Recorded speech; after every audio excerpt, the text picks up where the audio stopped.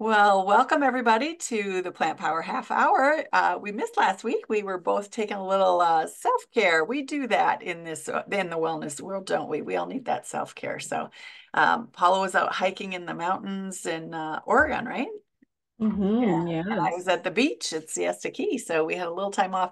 But we're back, and we are ready to talk about herbs again. We were diving into the book. It all began in the garden, and so we're going to continue on. We're doing those I call them the Thanksgiving herbs: rosemary, sage, thyme, and what was the fourth one? Oregano. Oregano. Yes, that's Italian. The other three, though, I think of for Thanksgiving. I don't use so much oregano at Thanksgiving time. So we're going to kick it off with rosemary. Do you want to give us the fun facts about rosemary? And I'm going to think about a story to share. Yeah. Well, rosemary, I know for me, that one is so powerful for memory, sharpness. It's a great one to use when you're studying, when you also need to recall memories as well. So putting that in the diffuser or putting that on some, I don't even have jewelry on today. Putting that on some diffuser jewelry, a bracelet or earrings that are porous, is a great way to have that. Rosemary I like though, because it's that fresh, like invigorating scent to it. It feels really crisp and clean. But yeah, it does spark some things in the brain to help us remember and just feel more alert. Shakespeare even used this, and Ophelia in Hamlet had said, "There's rosemary, that's for remembrance. Pray you, love, remember." So it's been around for thousands of years and used in so many different ways. Definitely great diffusing, disinfecting the air. It can also be used in cooking, it can be used topically. But this is one that you do want to avoid if you're pregnant or have a history of epilepsy. This would be one to use caution with, as well as the next one we're going to talk about with the sage, too. Those are little, be a little careful with that if you have those concerns in your life. Um, but it's also can be used in a great combination. She has a beautiful diffuser recipe in here. She calls it Spa Day. Ooh. And her combination is 1 drop of rosemary, 1 drop of ylang ylang, 1 drop lavender, 1 drop peppermint, 1 drop orange, and 1 drop bergamot. So doesn't that sound heavenly? Like It all that does, yeah. citrus and floral and rosemary combination. I'm definitely going to put that in my diffuser after we're off this call to experience that today.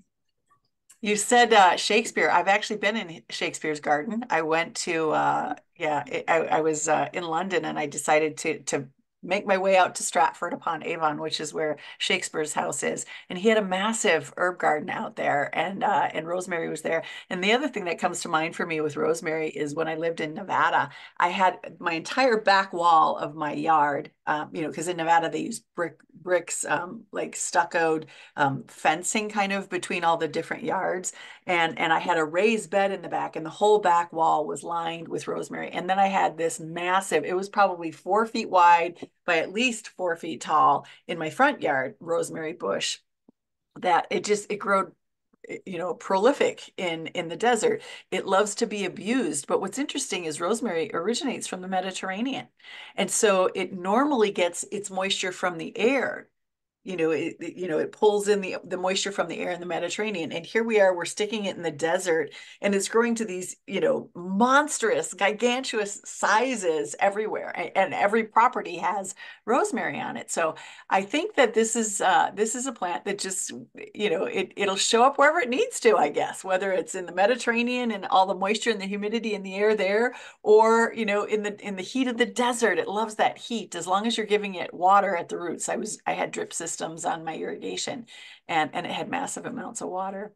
And the other story that comes up for me, it's called the dew of the sea because of the where it comes from in the Mediterranean. And many weddings, they would actually take the rosemary branches and actually create Oh, headdresses for them.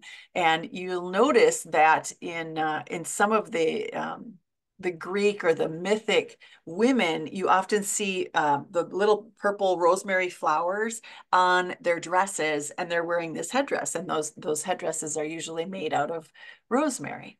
So oh, beautiful. yeah, Yeah, I mean, it has powerful benefits yeah, um, that we just kind of forget about until yeah. we're diving into these topics again.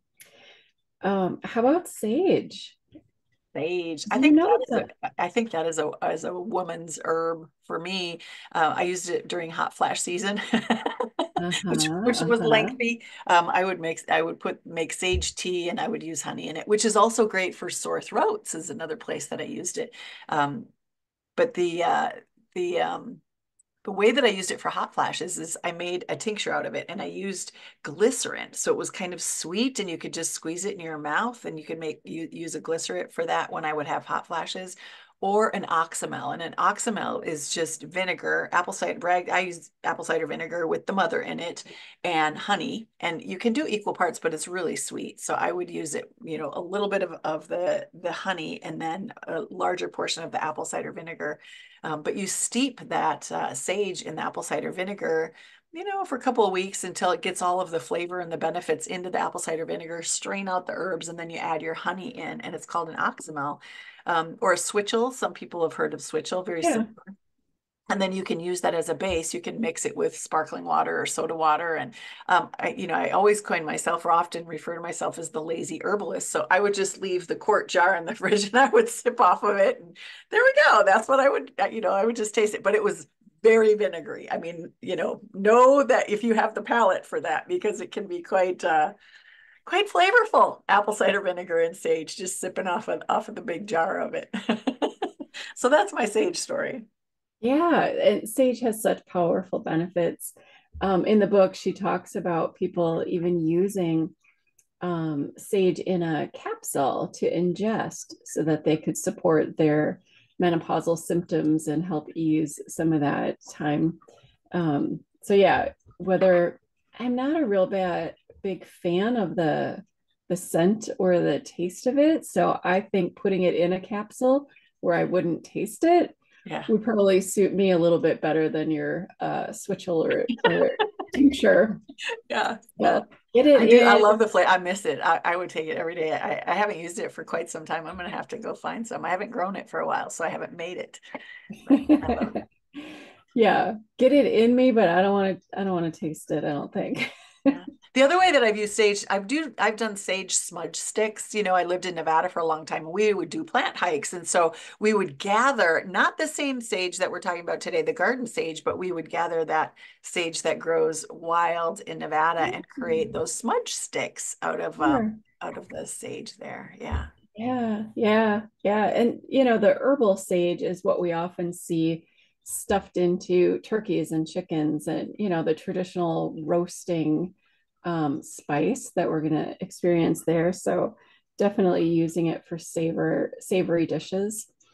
Um, but when we're using it as an essential oil in a savory dish, boy, we don't need very much. Yeah. Like the tiniest drop of some. I often will take my olive oil or avocado oil and just put literally only a drop into that combination and then rub that over the turkey or the chicken or before roasting or under the skin, because the tiniest bit is so powerful. You don't need much of the thyme, sage, rosemary, any of those. They really go so well together. Um, there, she notes in her book that sage tea is often called thinker's tea as well. So I didn't realize this was another great one for memory too, utilizing that to sharpen the senses. I've always thought of the rosemary, but I hadn't really No, dug I never into used the it for that. sage. I hadn't heard Yeah. that. I've used Yeah. peppermint and rosemary for, mind stuff. Yeah, Hmm. recall. Historically, sage was used as a fertility drug by the ancient Egyptians. So again, it's been around for thousands of years. It's been used to treat so many interesting concerns. In the diffuser, it blends well with bergamot, lavender, peppermint, or rosemary, which makes great sense because those that would be a beautiful combination too. I haven't experimented as much with sage, um, but definitely now my interest is piqued based on, her stories in here and her guidance in here. Sometimes when we're new to something, it's helpful to look to a resource that they've already researched it, they've already experienced it, and they've already practiced it and seen results. Um, so I love to lean into those that have already tapped into that knowledge. But she also references how there's more than 10,000 references of essential oils studies that can be found in the US National Library of Medicine's free digital database, which is pubmed.gov. And I have used that before. It's a great way to search for things, to really find more details. And as a former accountant, I like the details. I like the prove it to me pieces that And I I would can. encourage folks, if you look at that, also find your favorite herbalists and look to them because your folk remedies, your ancient remedies, ancient uses won't be on PubMed. Those need to be, science backed. And, honestly, there's not a lot of funding for testing on herbal plants only because there's no way to copyright it or trademark it. And Patent so it. Yeah. unless it's a medicine, a pharmaceutical that folks can actually trademark, there's not tons of research, but it is an access point to give you places to go search and learn more about it. I would encourage folks to check out the Herbalgram. The Herbalgram does do and gets independent private funding to do research on plants. And you can subscribe to their website, you can subscribe to their newsletter. And so they're constantly putting out new findings from, I'll say self-funded projects. So there's not that distortion that you might have with some of the studies that are funded by pharmaceutical or government resources. Yeah. And actually, in our chapter on thyme, our author, Don Camp, does reference how um, thyme is listed in the European reference book for herbal remedies and also in the medicine book written by Benedictine herbalist Hildegard of Bingen. So she's referenced that numerous times throughout this book because it's been studied, it's been shown, it's been proven, and that's such a great resource to look to as well. The American Botanical Council is the other one, ABC. The American Botanical Council is another place that I was a member of for a long time, just again for resources. So different kinds of resources. Nicholas Culpeper was an ancient herbalist, European herbalist. He and Hildegard are heavily recognized as authorities on the science behind some of these things. They've actually studied and Mhm. dove into the study behind some of these plants, not just the folk remedy, which is kind of my area of expertise. It's like everything grandma taught me. I know how to do those things. Yeah, yeah, and we each have our own interest levels. Like, what's the practical use? Just tell me what to do with it. Yeah. Or those of us that like to, well, why does it work? How Yeah. does it work? What does it affect in the body? What can I do with it? And dive into that. So Yeah. everyone's learning style is different. And I know when I get those details or can research or read some of those, it just helps it stick in my brain to stay like, oh yeah, this works because of this. Mine is the Um, stories, like the dew of the sea. I've created so many PowerPoints over the years, but I have not created a PowerPoint or done, kind of an herbal class. I used to teach a year-long herbal class on making your own medicines. I haven't looked at those PowerPoints and the dew of the sea, where it kind of that's oh, rosemary, the dew of the sea, and then I think of the headdresses and some of the research that I had done, but I haven't looked at that in years and years and years. So, but if you ask me to tell you the science of it and how much linalool is in it, or yeah, that stuff doesn't land for me. It just doesn't stick. I need the stories and the ancient remedies of ways that I've seen it used. So yeah, thyme Mhm. is another fun one. Thyme is my go-to cold remedy.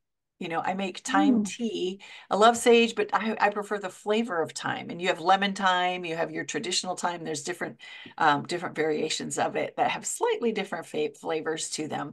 But thyme is a fabulous, tea when you're not feeling good, achy, kind of getting that cold coming on. Sage, I Mhm. find, is better for the sore throat, but thyme, just as you can start to feel that cold coming in, and so it warms and it heats the body up. So thyme and ginger are kind of my magical herbs to stop things from taking hold in the body. And you can always throw in some elderberry or elderflower in there, but I like my thyme tea just by itself with a raw local honey for that Mhm. that achiness, Mhm. improve wellness. There's just something beautiful about thyme because the leaves are so tiny. Yeah. Um, and I always, every time I look at my thyme plants every summer, I'm like, oh, there's never enough time. Like I use it all up quickly each year, then I'm waiting for it to regrow. But just like the regular time, right? We always feel like there's never enough time in Thyme. our day either. Like, And just thyme is a for, great ground cover. You could. I don't Mhm. like grass. I'm not a fan of grass. Would never have grass on my property. But I lived in the desert for 15 years, and I don't even think they allow you to put in grass there anymore. But yeah, thinking of those herbs, because when you're out there and you're walking in it barefoot, oh my gosh, you're getting the oils right into your body right there, and you just trounce around. I didn't have pets, so I had nothing peeing on any of my plants. But I just let it kind of grow wild. That, and then chamomile always found its way because it just, the wind would take it if it would go to seed. And Mhm. there was just these little yellow flower, little white petals with the yellow center on it. All the little chamomile flowers would just show up wherever they wanted, and I'd snip them off and start to dry them and make the tea from them. But they were all always mixed amongst the flat little thyme that kind of worked its way around. Yeah. Yeah. Well, and it's so easy to grow anywhere, whether it's a garden box, a window pot, or a patio, or in the ground itself. It's such a easy one. And yeah, I just love rubbing the leaves of it and smelling it throughout the day. Romans actually believed it was an antidote for poison and an aid in battle, symbolizing courage and honor. Medieval knights carried the herb, a gift from their ladies, into battle and when they traveled. So I love the stories of how men incorporated it into just their daily things. Like they didn't have cars and trucks to tote all their stuff around, but they had the herbs on Yeah. them with them in some way. Like it was a priority to have that for, as little as they took with them when they roamed. Um, but so many good combinations. And like you said, for respiratory and immune systems, combining in a diffuser, um, thyme, oregano, clove, eucalyptus, all powerful ones to support that, but smells beautifully when they're blended together. Or you could mix thyme with lavender, lemon, and peppermint. That's going to freshen the air. And it's also going to help with physical and mental fatigue. So that's going to give you a little boost, a little perk up that we need. Um, Definitely makes a huge difference. And of course, thyme is an easy one. Like when I cheat cook, I'll say, is just taking a jar of pasta sauce, regular marinara sauce. I'll just add the tiniest bits of a drop of thyme, a drop of rosemary, a drop of basil, and just blend that in to my marinara sauce and just give it that extra like flavor boost to make it a little bit more exciting than Yeah, I've never than just used the thyme in standard. that. Oregano and basil, but never thyme. That's interesting. Good idea. Mhm. Oh yeah, love it, love it.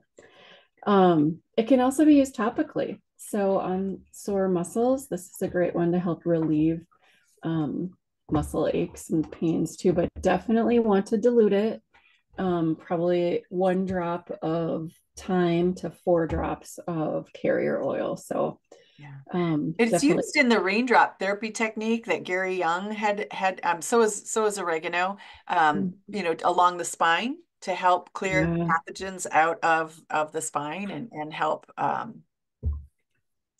I don't know.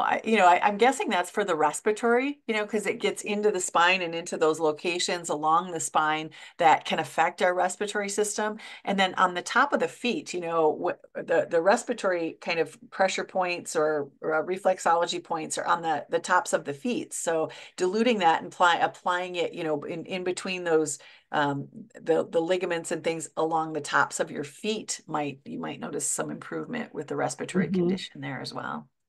Yeah, yeah. Our hands and our feet all have those Vitaflex points that reference our organs. Yeah. So finding where they belong as well. Um, yeah, oregano, definitely a hot oil on the skin. Never use it directly. Always, always, always, always dilute this one. This one is intense. It's so powerful. Can be used for so many great reasons. Um, and again, it's dated back to the Greek physician Hippocrates, known as the father of medicine. He used it for stomach ailments and as an antiseptic. And Hildegard, again, references it in her book Medicine. So it's so useful for so many different types of things, like we've talked about respiratory, digestive. What comes to mind for me on that one, it's called Montezuma's Revenge. I don't know if anybody knows what that is, but it has to do with your bowels and traveling and, kind of food sickness, foodborne sicknesses. And there's a product that you can get at the health food store called oregano. Oh, and it's a little teeny blue bottle that has a dropper on it. It's called oregano. It's been around for years, but the main ingredient is oregano, and it helps with that, exactly what you were talking about.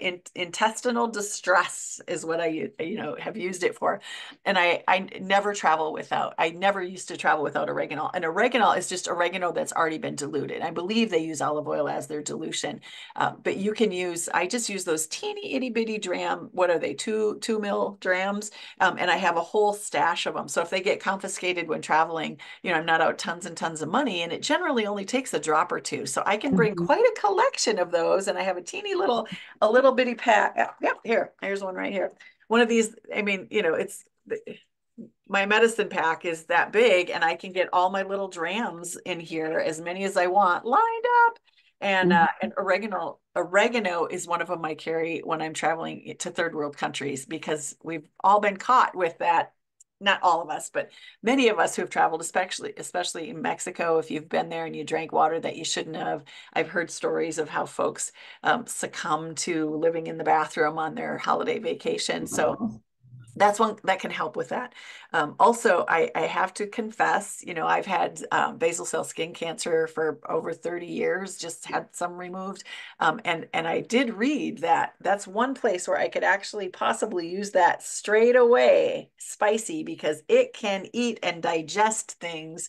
So I've played around with that a little bit, but it will, open up a sore. It will, it causes burning because it's so Yeah. strong. So you definitely need to dilute that one if you're going to use it. And again, it's used in that raindrop technique Mhm. by Young Living by Gary Young along the Mhm. spine. And so we always use lots of carrier oil when we're applying that along the spine. Yeah.